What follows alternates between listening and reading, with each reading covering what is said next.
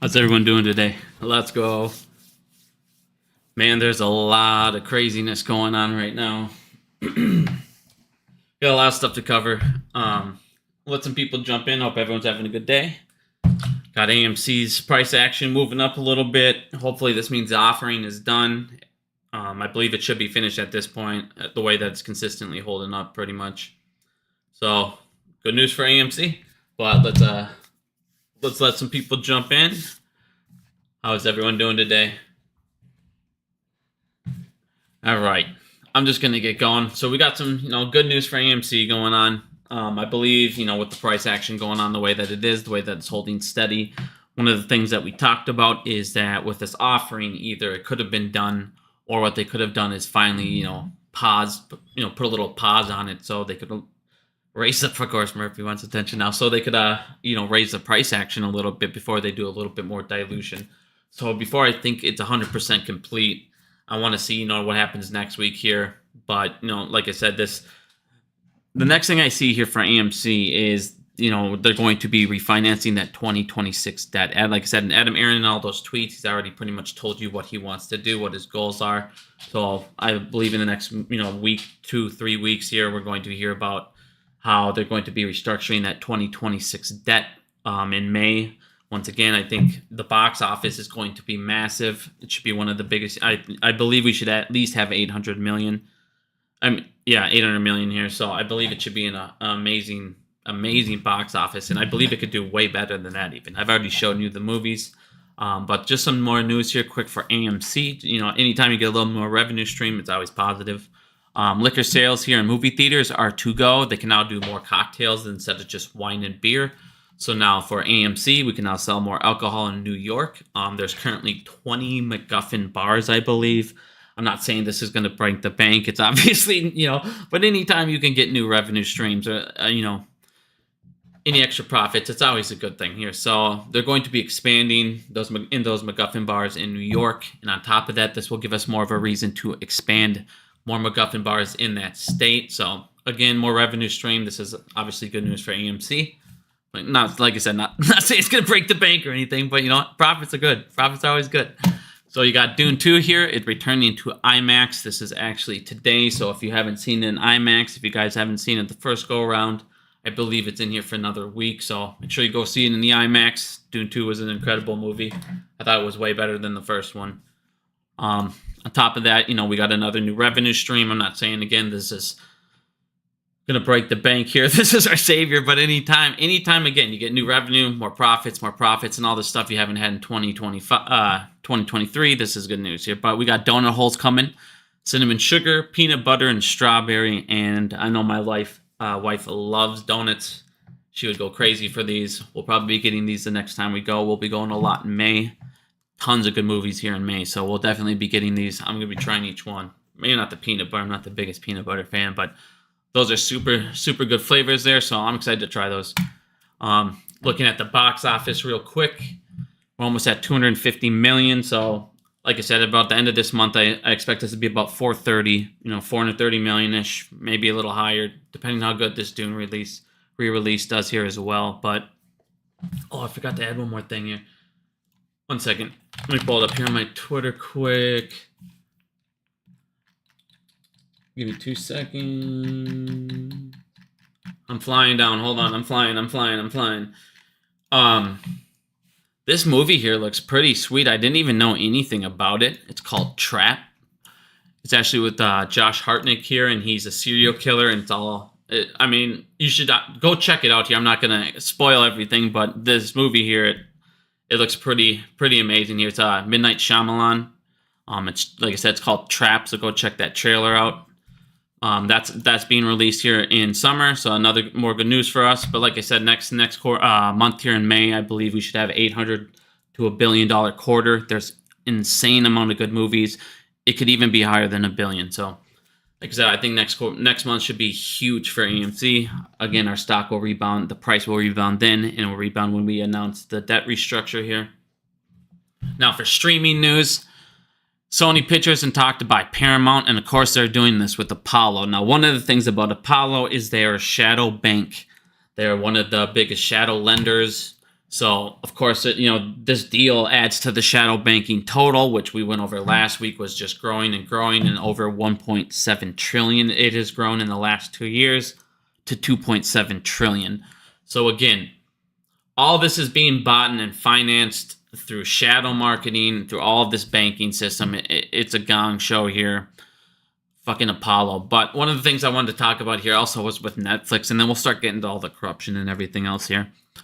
So for Netflix here, Netflix will no longer report subscriber numbers.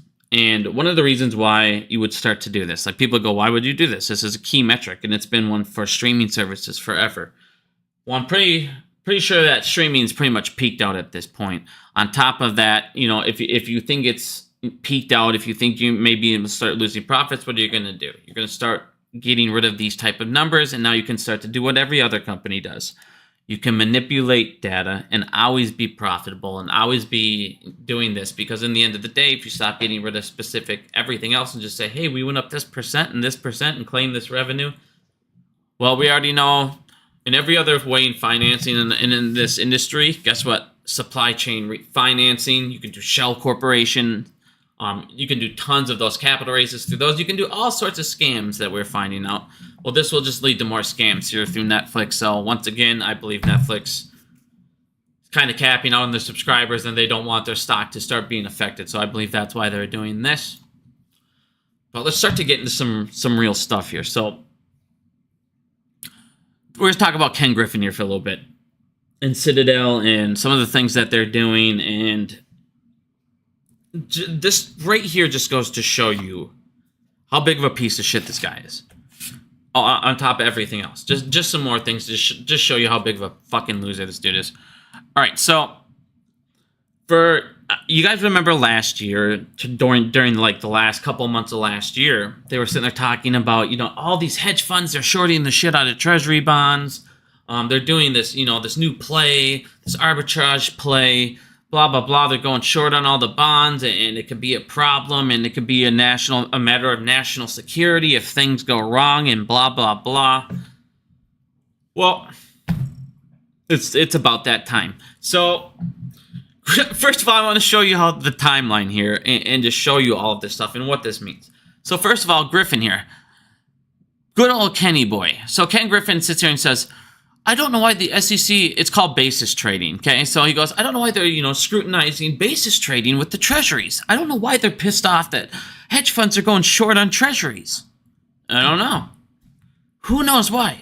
And then we'll get into what he says here in a second. So, U.S. bond repricing, so we'll get into this now. So Ken Griffin says, so we'll get back into the timeline here in a minute.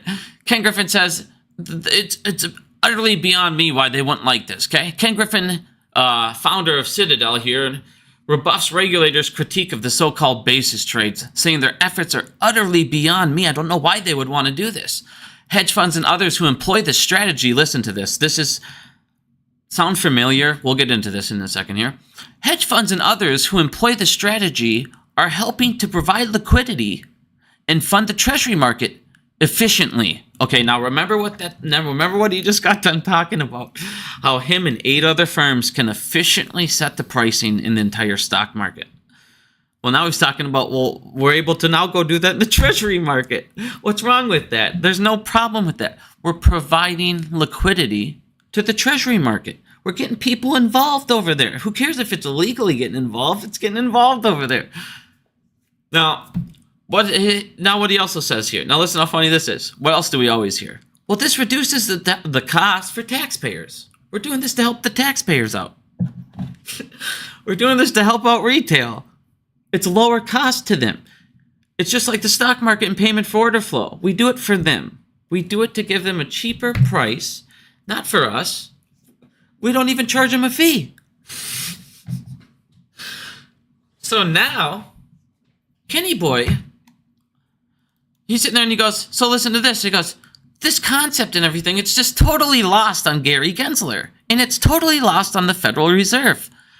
They don't understand liquidity. They just don't get what's going on here. They don't get how it's a benefit for the entire United States that we come over here and we're shorting the shit out of treasury bonds. Okay, so now, let's go into the start of last year and we'll kind of go over the timeline into what we're at today. Leverage funds are at a record short treasuries. They might be vulnerable. No, you think? So if they hold rates longer and stuff, they might be vulnerable? Well, they were betting on rate cuts coming. Oh, doesn't look like they're coming. So, these guys are vulnerable. This comes out in November. These guys are getting vulnerable. Well, guess what? It's just piling and piling and piling on. So this came out, what, 3 days ago? 3 days ago. The U.S. bond repricing market it's a setback now for the basis trades for hedge funds. It's fucking them up. No.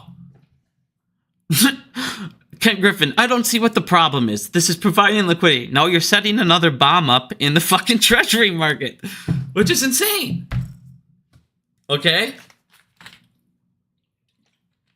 So now, Evan, thank you. I always appreciate the diaper funds, baby. Bigum's a couple months away, guys. Let's go. I'm super excited.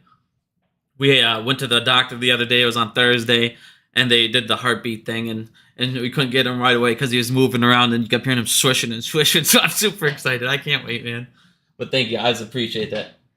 No, I'm not a big fan of peanut butter, man. I'm looking more towards those strawberries. But so now back to this here. So again, back to this. So now the repricing and now them pushing rates out. And like I said, I bet we hike before we cut. Well, screwing up the trading market. Well, come over here. They're ringing alarms last year because they go, hey, last year in December when I had the full, I should have got the total now. So the last year, in December, it's gone up and up and up since. We'll get into that in a minute. In December, it was a record, okay? They're like, everybody's sitting there, you guys, we got to stop. Like, this is a big fucking deal, and it's getting worse and worse and worse. And it's not looking like it's getting better anytime soon. Well, the net short position in these futures jumped up to 800 billion, okay? Now, this was last year, the start of last year. Well, this comes out on Bloomberg yesterday. A small group of funds have accumulated such a large short wager in the treasury market, like what we were just talking about, that it could destabilize the broader financial system during times of stress. And this is from the World Bank. So now they're sitting there going, you guys have funds over here that are so exposed in the treasury market, and now what are you going to do? If things get worse and worse and worse, if war happens, well, it just shot off yesterday, and we'll get into Bitcoin and gold here in a minute, but so then the next thing they come out and say, the IMF's comments came in a section discussing the so-called basis trade. Well, what we were just talking about, the basis trade, and why it's a big deal and how it's going to end up fucking things up if it doesn't go right for them. Well, it's not going right for them. The so-called basis trades, which contributed to turmoil in the world's biggest bond market at the time of the pandemic outbreak in 2020. Well, guess what? It's happening again. The same thing. And these are the banks warning against it because we already know they govern themselves. So now they're like, all right, guys, we're a little too exposed in this. What are we going to do? They're issuing a warning, you guys. There could be a bomb over here now because, once again, we're overexposed. We let these guys go. And at some point, what do these numbers even mean? You are so overexposed in every single asset, in every area. You're creating new bombs. You're creating emergency buyback programs, emergency things that to bail these out. Well, those are broken. And now those are broken. And now those are broken. What happens if there's a bomb going off in the treasury market? You're going to really piss the government off. I can tell you that much. So these guys are putting themselves in between rocks and hard places. So once again, here's the timeline. Ken Griffin goes, there's no problem here. What are you guys being babies about? Who cares? We're shorting the shit out of treasuries. Who cares? It's no big deal. We're doing it for retail. We're doing it for the taxpayers. We're doing it for liquidity. We're doing it to make it cheaper for them, just like payment for order flow in the stock market. It's all about the taxpayer. It's all about the taxpayers. We commit crimes for the taxpayer. We destroy the financial stability of the entire economy so the taxpayers can buy these bonds less, or they can get our trades less, so they can get into our system, so we can steal from them if they don't know what they're doing. Even if they do know what they're doing, plenty know what they're fucking doing and lose. Because like he said, him and his 8 buddies officially set the price. So now all of a sudden, he's talking, it's no problem. Next thing you notice, they're setting record numbers. Now you have U.S. bond repricing, fucks them up. Where is it? Is this the right one? Hedge funds in October, they had a record. In December, it blew up. And now we're having financial turmoil in the entire industry. Or in the entire broader financial system. Not the U.S. system. The broader system. We're talking, this is going to impact everyone. Shit's going to go, you're talking a catastrophic bomb.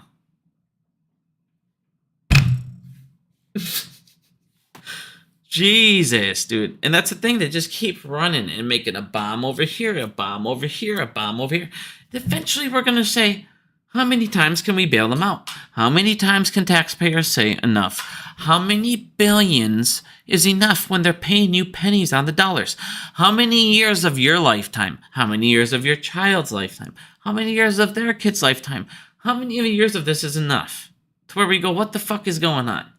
Like I said, guys, I normally don't say share my videos. You know that. If you've watched my videos, I never say them. I share them. But fucking share this shit. Start sharing these videos. We need people to start to see what the hell is going on. We need to wake up the sheeple. Before they just... It's getting to the point where it's just unsavable. Now, this next couple part that I'm going to get into... Oh my God. This is insanity. Well, first off, let's continue on with Ken Griffin and Citadel. So now what are they doing? Oh, wrong one. Now what are they doing? Damn it. Here we go. Citadel backed. This is what their platform's called. So Citadel has a new brokerage, and it's called Hidden Road Partners. Like, can they make it any more obvious? Here, we'll talk about it. We'll break it down here. Citadel-backed Hidden Partners Road is on track to raise $120 million because they're starting up a fucking brokerage. Oh my God, here we go. Hidden Road Partners, a Citadel security-backed prime brokerage, is on track to raise $120 million as an eyes a roughly $1 billion evaluation. Because this is what we need. We need more Citadel. Get out of here with this trash. What is all these ads? Get out of here. Citadel Securities Prime Brokerage is raising funds amid a run in crypto. It's trying to get into the cryptocurrency. So it's trying to jump more into the crypto market. It's trying to get another brokerage in there called Hidden Roads Partners. Now, this will not be for you and me. This is for institutions, okay? So this is not for you and me. This is for the big boys, okay? That's why it's called Hidden Roads. This is for firms. This is not for you. This is not for me. This is for the big guys that are big into crypto. If you want to get ahead of the game, here you go. Now, let's check them out. What the hell is Hidden Roads? A global credit network for institutions. Citadel Securities is creating a global credit network for institutions. Jesus, what could go wrong here? Let's say this again. Citadel Securities is making a global credit when credit is drying up and shadow banking credit is on the rise. Citadel is making a shadow banking, pretty much global credit for just institutions. What could go wrong?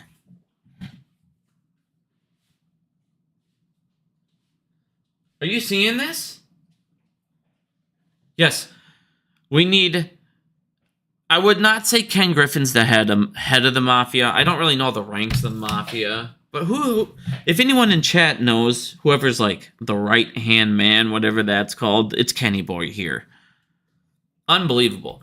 So let's check out what he does. You guys ready for this?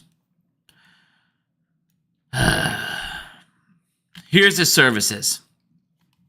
Our services. He does financing. Ken Griffin and Citadel will now do financing for derivatives margin financing and digital asset margin financing. Ken Griffin is now going to do financing for derivatives margins and digital asset margins. What could go wrong? Guess what else he's going to do? He's going to do the clearing.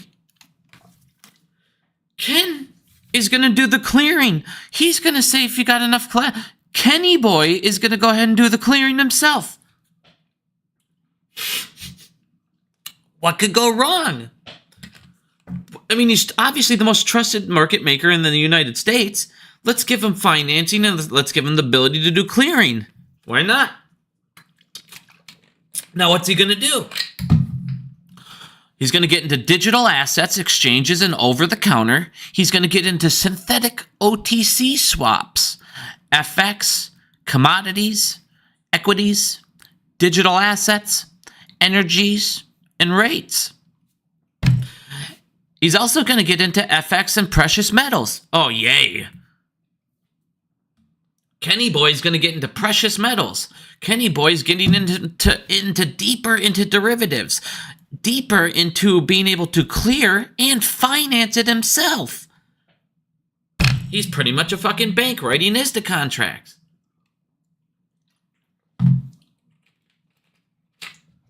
Yay, Ken Griffin. So Ken Griffin and Citadel now have a fucking OTC platform called Hidden Roads that is made for institutions, that is a global credit network, which means he can do them around the world. He can go ahead and make, just like ISDA contracts, move them over to other exchanges, and then the piece of shit can finance it, then he can clear it, and he can give it synthetic OTC swaps, digital assets, and precious metal fucking manipulation.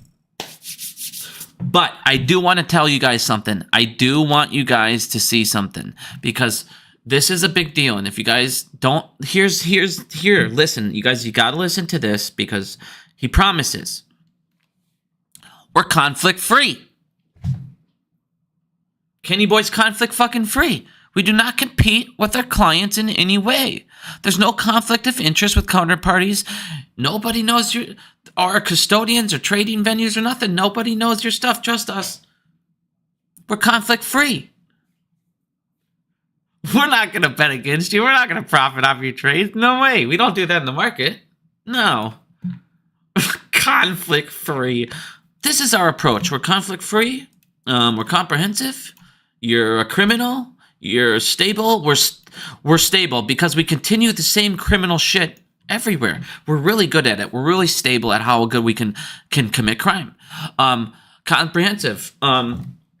We study. We know every single loophole. We know all the laws. We know how to manipulate it. We're comprehensive.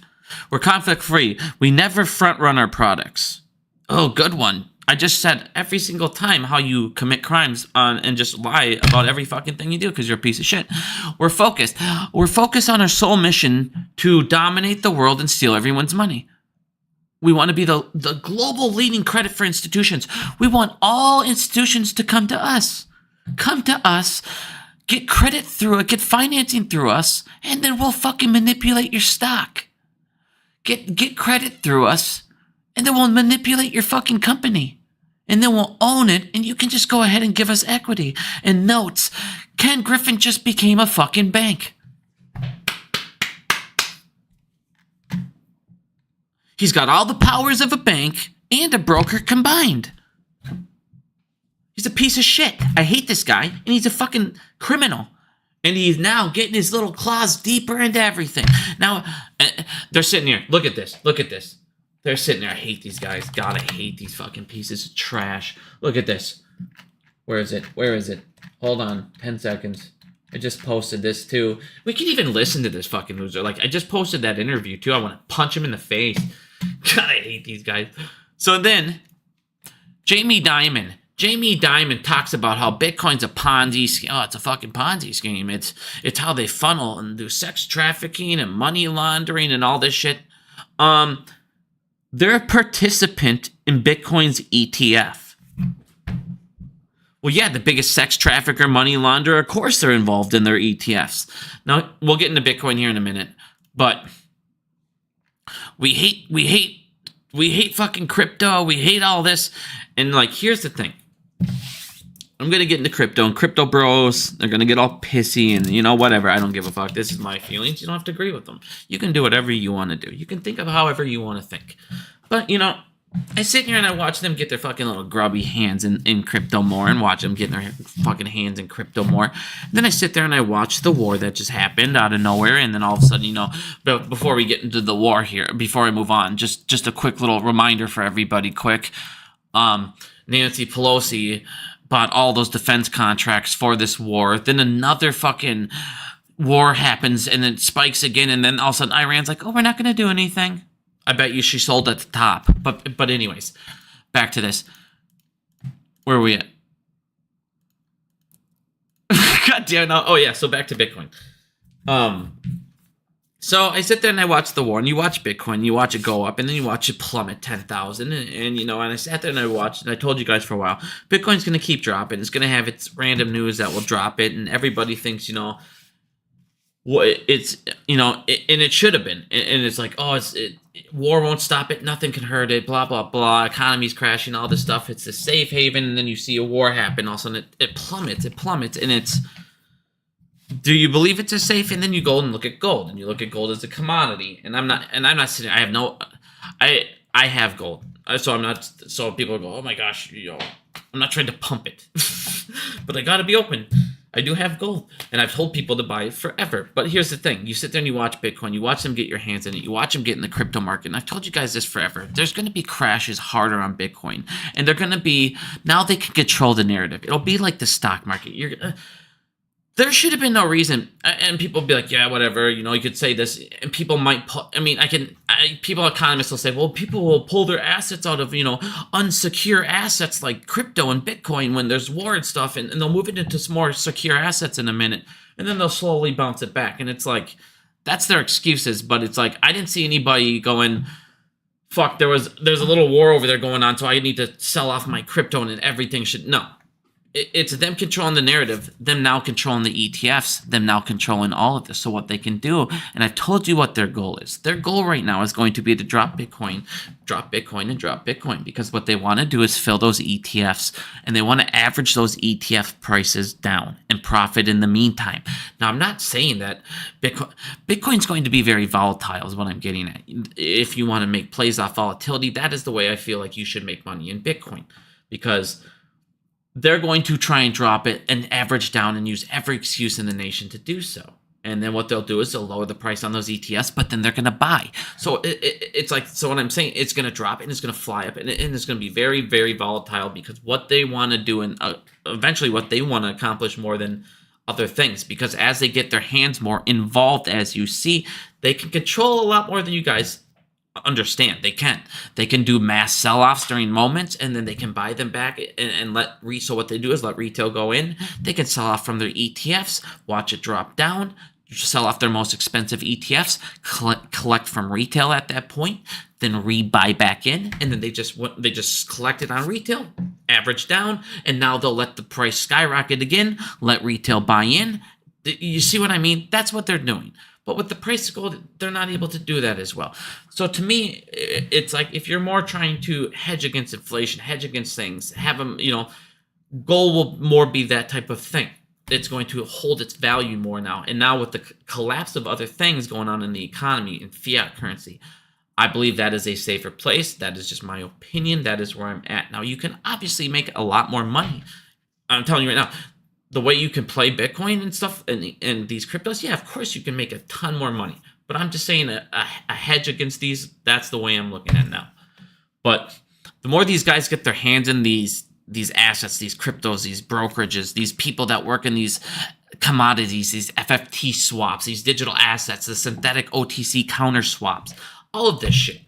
The more Citadel's going to let these guys fudge around in there, blockchain or not, man, I've already shown you with Chameleon technology, there's tons of things where they can manipulate blockchain. It's out there. Google it. There's tons of ways to do it. So I already showed you as an example. Even here's the thing. Here's what's crazy. You can always create a private blockchain off of a blockchain. Most people don't know or think about that. You can create a private blockchain off of a blockchain. T0 was doing just that. And they were going to have just all of their firms and their special people and all their investors on that private blockchain. So again, the amount of manipulation that can go on over there is just, like I said, it's just unbelievable, the shit that's going on in the world. The fact that they're doing this now just shows me, one, Citadel, they're not able to keep doing these raises. Think about it. Every time Citadel did a raise, what happened? Well, their credit dropped, and the amount they were able to get was dropping and dropping and dropping and dropping. Meanwhile, everything else, their obligations are going up. Fuck Citadel. Now they need to come over here and get money. So what are they going to do? They're going to become a type of private bank brokerage type thing that can write fucking contracts over here in the crypto and follow those regulations instead. And then they can do lending through that. Call it hidden fucking roads. Hidden roads. Look at 2025. Hidden Road launches synthetic prime brokerage offering. Yay, synthetic prime brokerage. That's what we need. Synthetic prime brokerages. Now they're going into derivatives clearing. Hidden Roads now expands into derivatives clearing. Like I said, the fact that he can finance, clear, be a broker, be a market maker. He can finance. I mean, what the hell? Own an exchange? Think about it. They own the exchange too. He owns an exchange. So think about this. He owns an exchange. He owns a fucking brokerage. He can finance it. So he can finance, clear. He's a clearing house. Like, good grief. How the fuck is this not conflict of interest? This is more conflict of interest than he is into the stock market. He's not a fucking bank in the stock market. He's not a, you know what I mean? He's not, I mean, what the hell? I can't fucking stand this dude. Fuck this guy. Like I said, if you guys want to look more into it, Hidden Roads, it's Ken Griffin's new prime brokerage for institutions and new credit network for institutions. Now let's keep going because there's tons of manipulation like I've never seen in my life coming out. Well, I've seen it before. I was there for the buy button, but that happened again last night. So Wall Street, so there was a probe into BlackRock. Well, look what BlackRock's doing. And I've been telling people about this forever. A congressional investigation found that Wall Street used billions of dollars of American retirement savings and other investments to buy shares in index funds that included more than 5 dozen blacklisted Chinese companies. So they're using your money to buy blacklisted Chinese companies. And then wondering why people's retirements are getting all fucked up. Well, let's throw billions over there. Well, just how many billions? No big deal. Just 6.5 billion. So they channeled 6.5 billion into 63 blacklisted companies advancing for Chinese military capabilities. Your American taxpayers' dollars funded advancing China's military capabilities. BlackRock took your money and advanced Chinese military capabilities.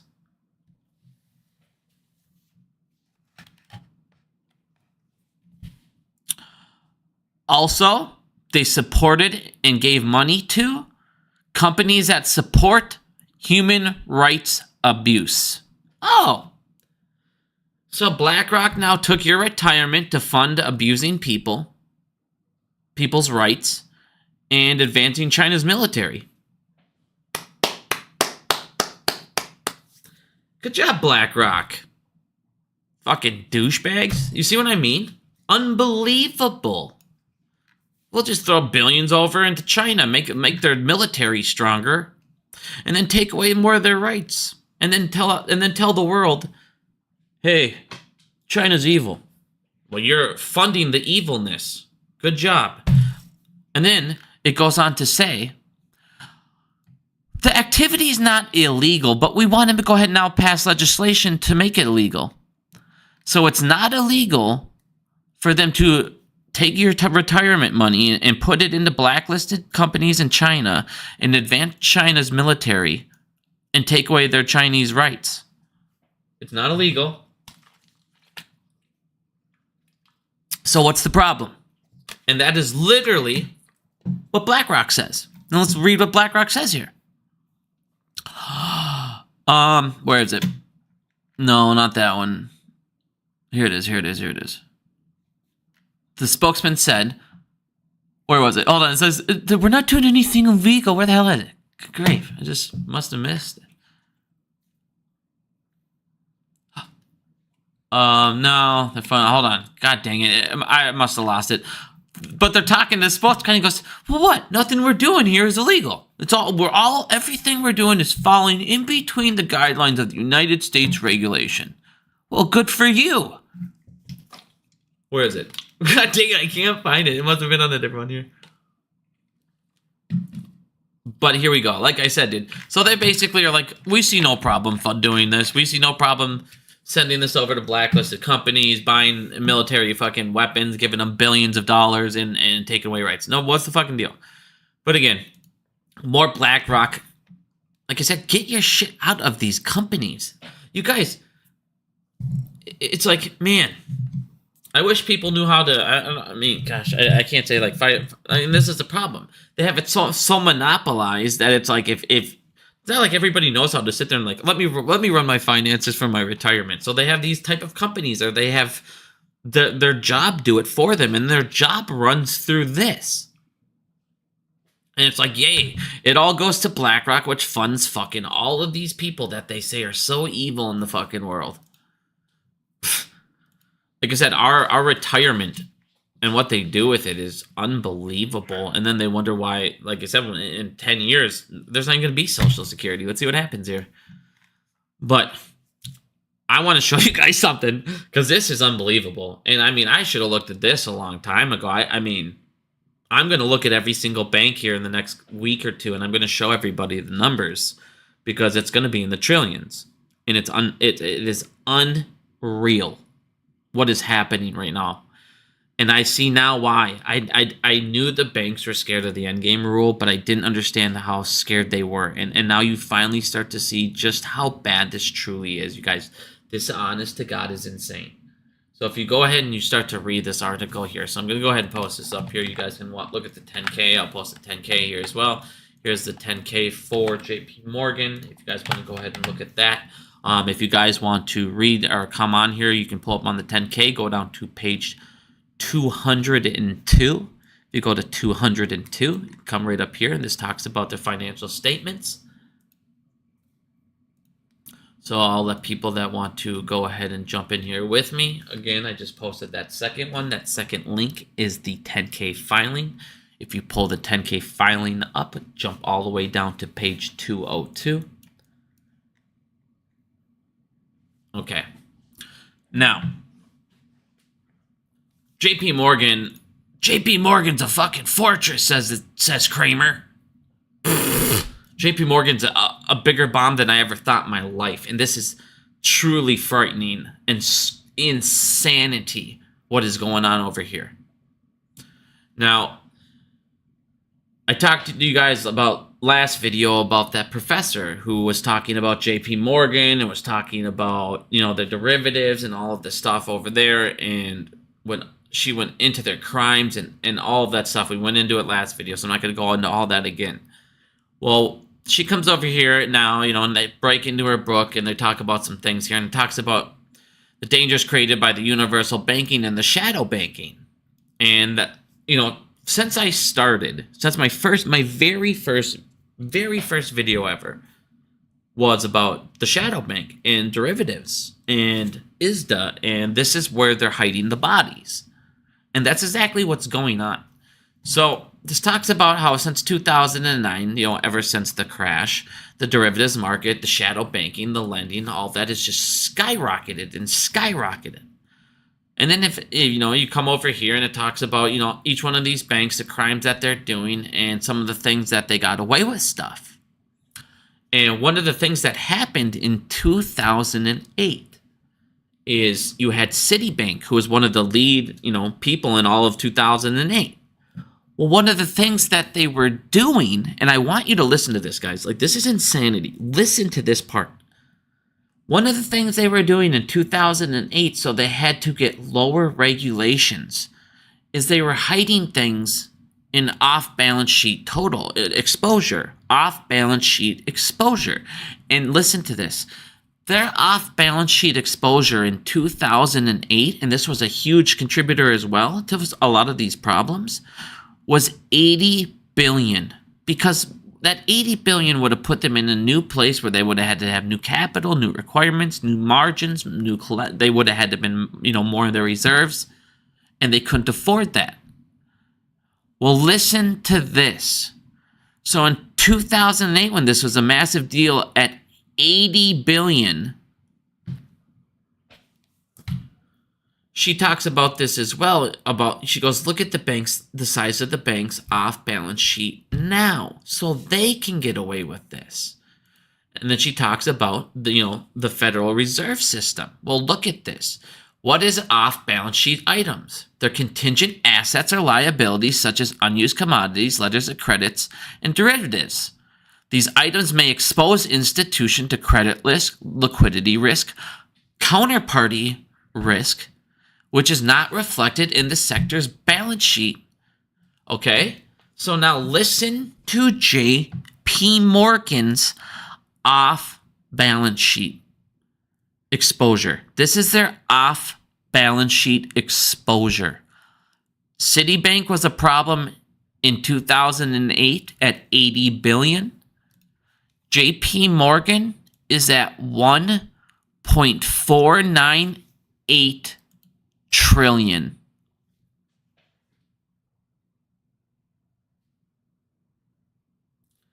going to say that one more time. JP Morgan is at 1.497 trillion right here, if you look, of off-balance sheet exposure. Now, I posted this today. They have exposure, an off-balance sheet.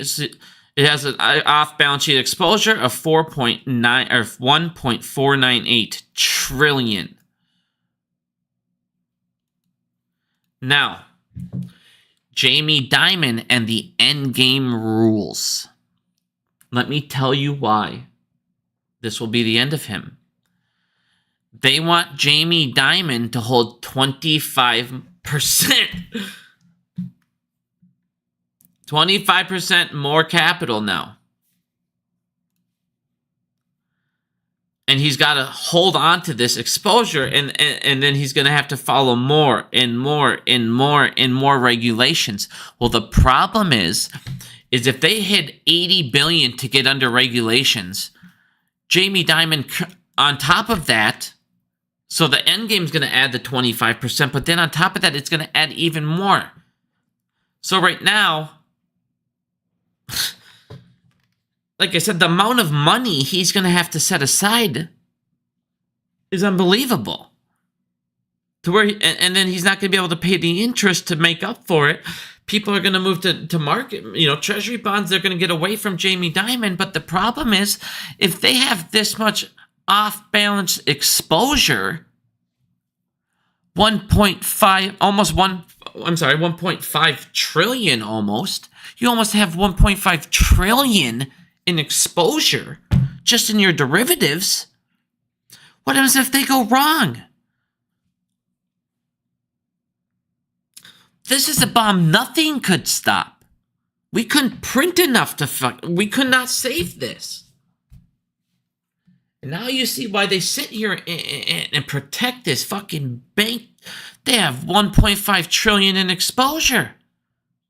Off balance. That's why I tell you guys, the derivatives are a fucking joke. And on top of that, it's where they can hide the bodies through flex options, through buy rights, through married puts. They're able to manipulate. If they have this much exposure, what is it to?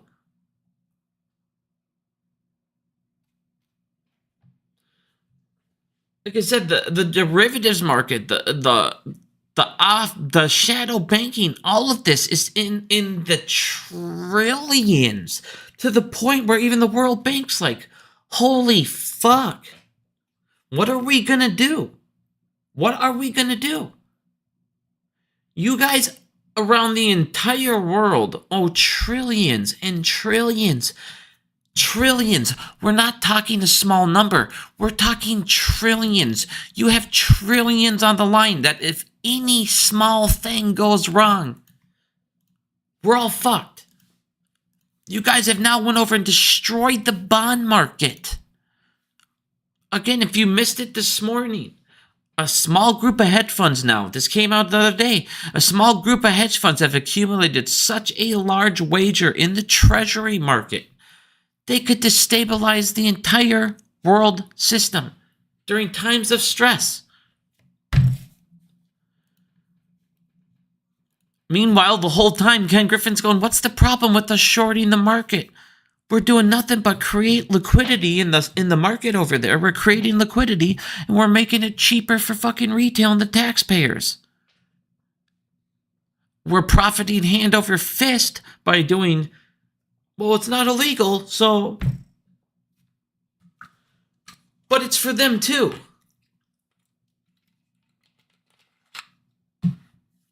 I said this is insanity. The amount of bombs, the amount of illegal stuff this shouldn't even be fathomable. There's a company in our economy that took our retirement funds and funneled one of our enemies. And not only did they fund our enemies, they literally specifically funded their military advancement programs and companies. What? It's like when Biden unfreezes all that money and all of a sudden there's war going on. Wonder where it all came from. Like I said, the amount of stuff that these guys are able to get away with is unbelievable. But again, JP Morgan Chase, this rock they all want you to believe, has 1.5 trillion in off-balance sheet of exposure.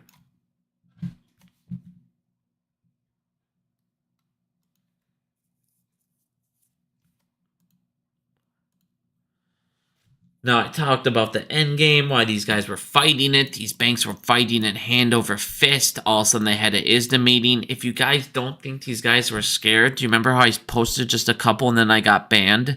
After I got blocked from them, look at how much more they posted about Endgame and how they don't like it and how it's not fair and how it's going to make everything worse and how it's going to cost everybody more money and it's not fair. And we got, no. There'll be less liquid everywhere. Now listen to this. After I just got done talking to you about how they're doing they're shorting the Treasury market. As Ken Griffin goes, it's okay that we're shorting the Treasury market. We're destroying it. Look at, we're helping to provide liquidity and we're making it more efficient. And we're reducing the cost for taxpayers, just like we do with the market. We decide the price. We're making it more efficient. Well, look at over here. At a time of stress, clearing will make more U.S. Treasury markets more resilient and it'll make it less liquid. So you mean less banks and less funds will be able to get credit and short and destroy our fucking markets? Who cares if it's liquid, if it's the wrong way? That's a fucking joke, dude. These guys are criminals, all in the name of liquidity to make it sound like liquidity is for you guys.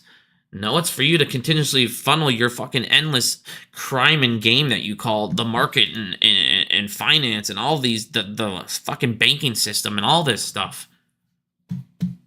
Financial Stability Board. This is 2 days ago. Financial Stability Board. Hedge funds and commodities traders urged to hold more liquid assets. Have urged hedge funds, pension investors, and commodity traders to hold more liquid assets on hand and develop stress tests to better withstand shocks from extreme market moves. They just issued this on Wednesday. It calls increase of the scrutiny of the so-called financial institutions, which have become a large part of trading, and talks about, where is it here? The shadow market, family offices. They're talking about how they're focusing on shadow banks, pension funds, family offices. Now, if you've watched me forever, you know, and I've told you guys since day one, they're hiding these in family offices. They're hiding the bodies in ISDA and family offices, and they're funneling them out into other economies. And I just showed you last video, they're going to hide them now in Tokyo. That's the next place they'll dump the bodies. And I proved it, and I showed you that is where they're going to go hide the bodies next. The yen is getting dismantled, so the only way that their economy can recover is to take the billions and all the everything coming through and just take the bombs and hope it, you know, they can go on and on and on for a little longer. But in the meantime, they'll buy back some things with the new cash funneled in, and they'll try and buy some of their stuff back to help their economy. So Tokyo's the next place they're going to drop the bombs. They just announced they're going to expand their derivatives market. The ISDA meeting was inside of Tokyo. Then they announced Tokyo now will become the new biggest market over there for the next 3 to 5 years. Because again, that's where they're going to dump the bodies. Because Credit Suisse has destroyed the entire Swiss economy, and they don't know what to do with it. The only thing they could possibly do with it after they locked up the file for 50 years is try and dump it somewhere else. So again,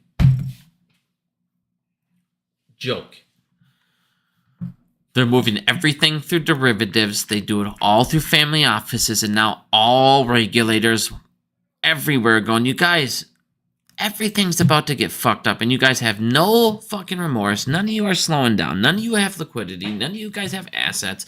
None of you guys have enough to back anything. Now you're running over to the shadow banks because you don't have enough, but the shadow banks are still giving you loans. People that are like, it's 2008 with prime lending, but it's prime lending through hedge funds. It's prime lending through these brokers, through all of these institutions, all of these people. They're all at subprime mortgage, and they're going to people that shouldn't be giving them loans and credit when they're still giving them loans and credit because the financial system doesn't watch the bank regulators, and they can go ahead and collect fees while they give them more money. Joke. Like I said, everyone, you guys, I know they've pushed it off, but we haven't been wrong. We're not wrong. I know I'll sit there and say maybe this should be the end of it, and all of a sudden some fucking miracle program came out over the last 3 years. But you notice how another miracle program after the bank lending program hasn't appeared? They're out of fucking options. There will be a bomb, and I'm just going to show you the proof. Again. Now yesterday with the war, again, the price of gold, it held right around, like I said, to me, you know, you're not going to make a massive killing on it, but it's going to hold its value. It's going to hold steady. It's going to raise. It's going to go, you know, if you want to go ahead and get inflation, this would be your bet, especially with fiat currencies going down. I could see gold having a very big raise, being very profitable, along with silver as well. People are going to get more into commodities. They will get out of this fiat currency, and they're going to go more into market money funds. They're going to get out where all of these bigger rates are at, where like we've gone over many times. Well, yesterday what happens?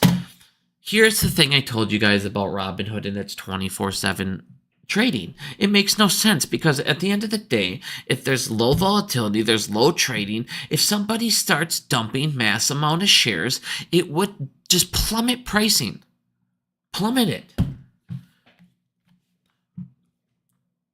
And it's like, Robinhood knew this last night. The war comes out. Everything was fucked. And you have to ask yourself, Robinhood, did they go, well, it wasn't us. It was market-wide shutdown. Well, of course there was a market-wide shutdown.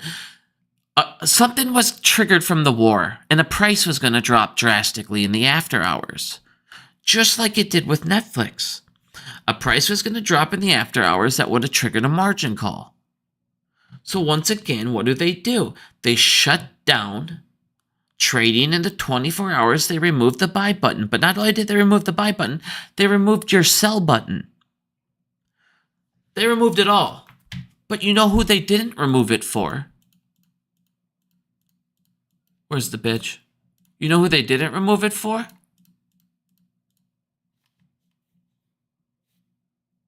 Yep. That girl right there. Miss Pelosi. Who then sold off her contracts. Now,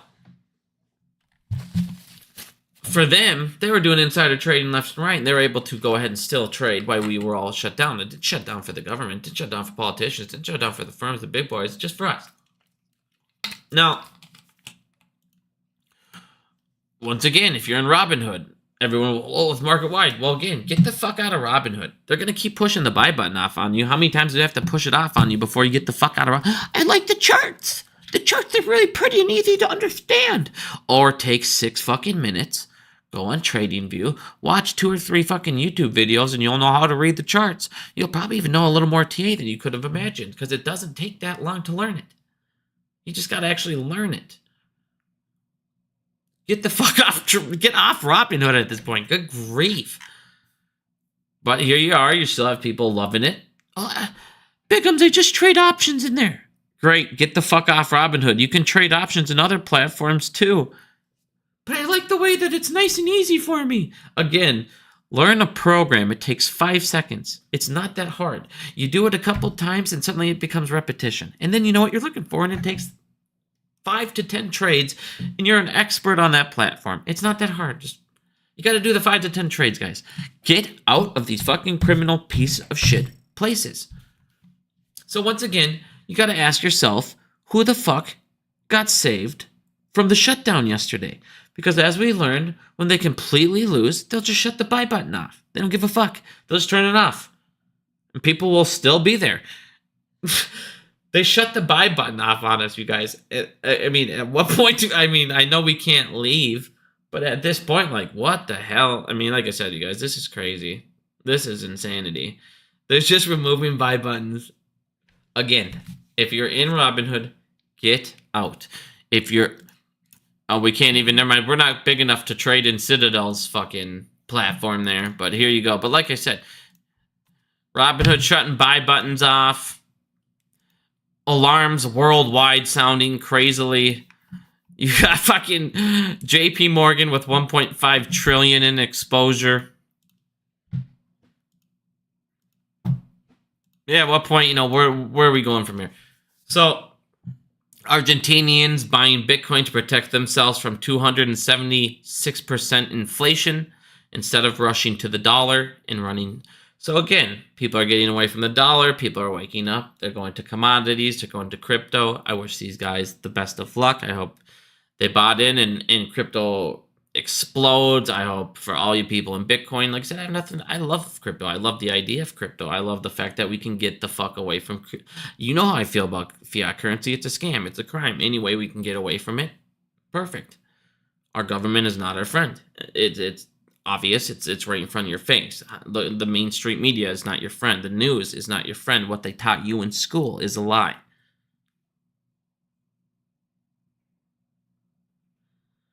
They teach you how to go into the system they built to where you always keep your place. And then when they can, they will spend and spend and spend. And you will put it on your shoulders as a taxpayer, as inflation, as retail, because they don't care. They will always, once again, as we went over before,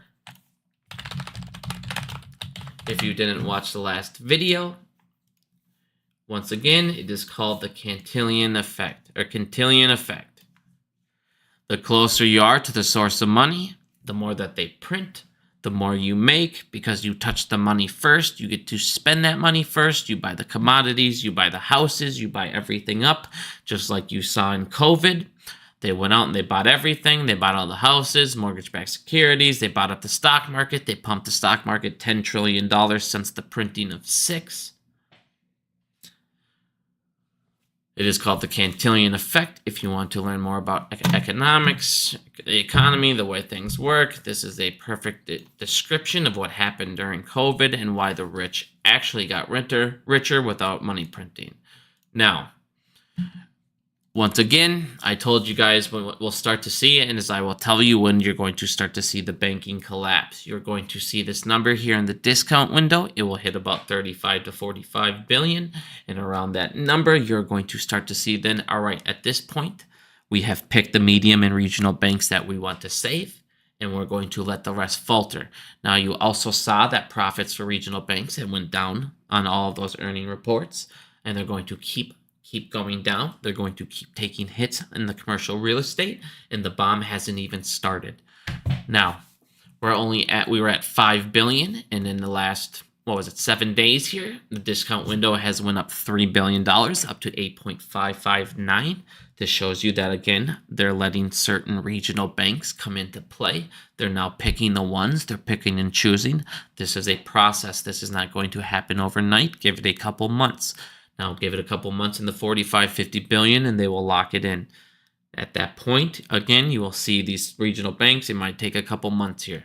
But as you're seeing, they're now starting to borrow when this was not an option before. The bank lending program has came down.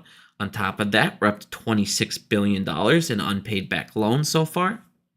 So the feds have a lot of problems coming with these regional banks, and that crisis is not even close to being averted, and it hasn't exploded just quite yet. But give it a little time, watch these numbers rise, and again, that will show you that they're picking and choosing who they want. Now, with AMC and the share offering and the stock price today, I believe that AMC could have once again paused it, or again, we finished our dilution. Now you'll start to see a little more, price movement once we get the good news on the restructure. We'll go ahead and again see that rise. Now, if you look over here, there's already 72,000 job cuts. I always show Macro Edge. They are one of the best up to date on this. This always shows you the state of the economy, and this shows you the truth. These guys actually track the numbers. I don't give a fuck about government stuff. We already know it. The government will tell you something, and within a month, they will revise the numbers to way, way, way worse than what they thought, because they lie about everything. Now, as you guys can see, I told you at the start of this year, this is when everything's going to start to collapse, and this is when you're going to start to see the most problems. If you look at July or January, you saw we had a massive amount of firings. It was all-time high since this number started to be tracked. Now, if you look over here in February and January, I should have extended it out for you guys. It's in the 30s. It's not high, but now you're starting to see close again, approaching pre-pandemic levels. It's getting higher than that, and it's getting steady. You're at 72,000 already. It's not even close to the end of the month. You're going to see another 100,000 month here of job cuts. So job cuts are going like crazy. Why do I bring that up? They're now tracked. There were now 625 tracked commercial real estate foreclosures just in March alone. 625 commercial real estate foreclosures in March, up 6% from February, and up 117% from last year. Everybody that doesn't want to listen to me or doesn't believe you guys that it is coming, I'm telling you, it is coming. Vincent, thank you for giving somebody a membership. I always appreciated, my friend. Now, if you look here again, up 117% from last year. 625 commercial real estates foreclosed in March alone. 900, as I've shown you for the last couple months, 929 billion is set to mature this year alone, and we haven't even started. If you guys look over here in April, office vacancies nationwide is now at a record of almost 20% in 2024. 19.8% of offices nationwide are vacant. You have a $975 million loan that just matured. I showed you guys 2 days ago. There was another loan that matured for $1.5 billion. So in 2 days, two loans defaulted for a total of $2.4 billion. This bomb is not even started, and when it comes, it's going to come in massive, massive amounts by the billions, and it's going to hit these commercial real estates and these bigger banks, as I've shown you before. Now, on top of that, you have $300 million in commercial-backed real estate loans. Again, defaulted. This was 2 days ago, so we're up to 2.7 billion dollars in defaults in 2 days. In 2 days. Again, nationwide, we're up to 20% office vacancies, and one of the things now that I want you guys to understand, because this is becoming such a problem. Listen to this. This is insane. Banks are settling with landlords rather than own vacant offices. Now, in California alone, San Francisco, listen to this. In San Francisco, the city has 36.6% of offices sit empty. I'm going to say that one more time. Almost 37% of offices in San Francisco are completely empty. They're just sitting there. That's insane. Now look what the banks are doing, because they're getting so fucking owned.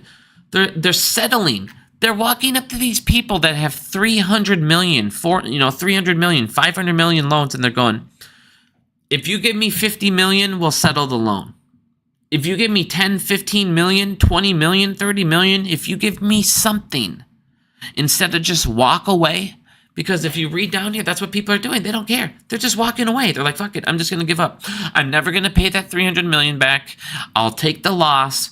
And if I can start something up to buy a new skyscraper, it's only 1.5 million. It's only 2 million to get a new one. Instead of 300 million, I will just start over. So these banks are going, fuck, just give me $5 million. Just give me something. Please, just give me something. Forget about the original money. Forget about the original loan. It's gone. Just give me what you can give me. This is insanity. They're saying give me anything. I'll just take pennies. Anything.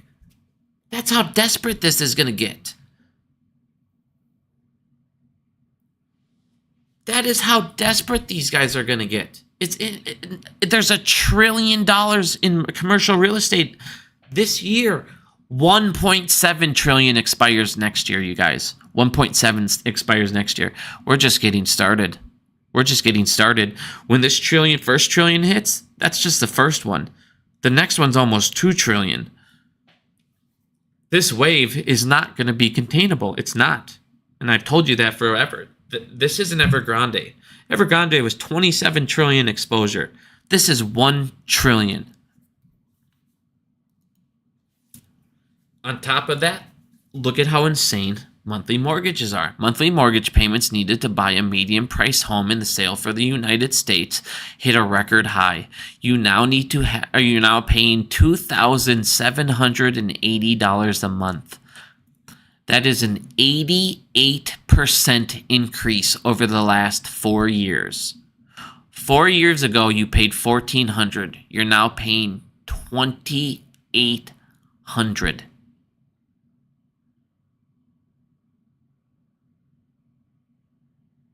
Think of how insane that is. This is the problem, man. The housing market, and it's gonna go up higher next year, throughout the year, because rates aren't gonna go anywhere. They're gonna go up. I just showed you they just hit 7.5% again. They're going up. You're gonna pay $3,000 by the end of the year to own a house. You're going to pay $3,000 a year on an average to own a house by the end of this year.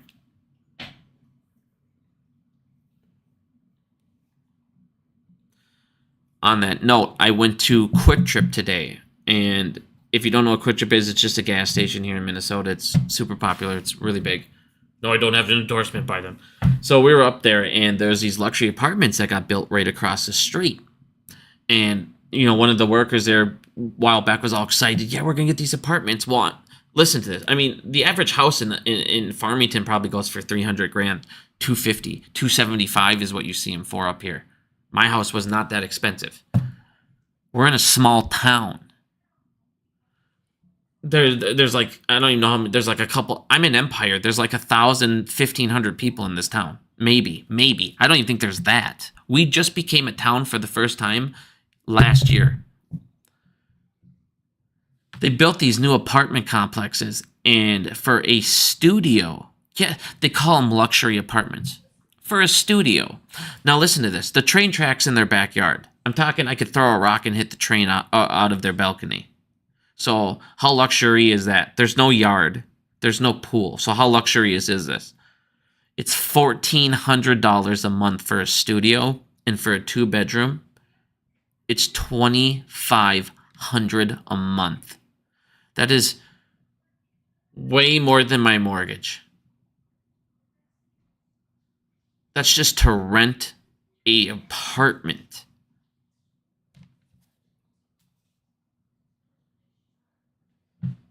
Like I said, this is not sustainable, and to own a house is literally by the end of the year an American dream.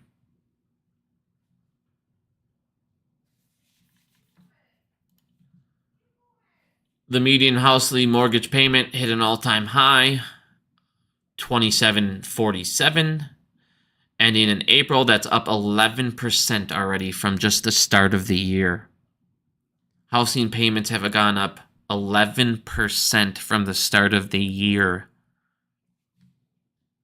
And it's only going to get worse. So again, that means you're going to have less lending by banks and less collateral, less mortgage-backed securities, and all of that. Almost done here, guys. I got about 2 more slides and we'll be done here.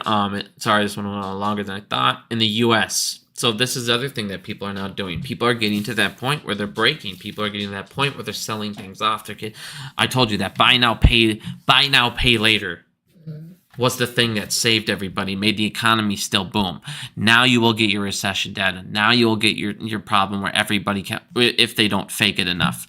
In the United States, many people struggled to afford housing. More made serious sacrifices than before. 22% skipped meals last year. 20.7% worked extra hours. And 20.6% sold belongings. So as you guys are seeing, more and more people now are making, they're all, I told you guys, our credit cards are maxed. Buy now, pay now, or buy now, pay later is gone. People are on their last pennies. More of these companies are going to go down. Just like I was telling you, this commercial real estate is going to get worse because more and more corporations are going to get down. The deficit's going to get worse because that's less and less taxes. Prices are going to skyrocket because that's less and less supply. You're not going to make enough in a bank at 0.01% to survive what's going to happen. And there's nothing they can do to stop what's happening. Eventually, like everybody's sitting there, who cares? They're doing this, they're doing this. Yes, and now that's $3,000 for a house. It's $150 for a day's worth of groceries. 3 days worth of groceries. Now people are like, what are you buying?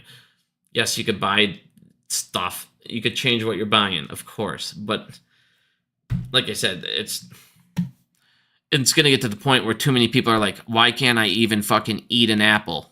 Why is an apple $10? Obviously not $10. I'm exaggerating crazy, but you know what I'm saying.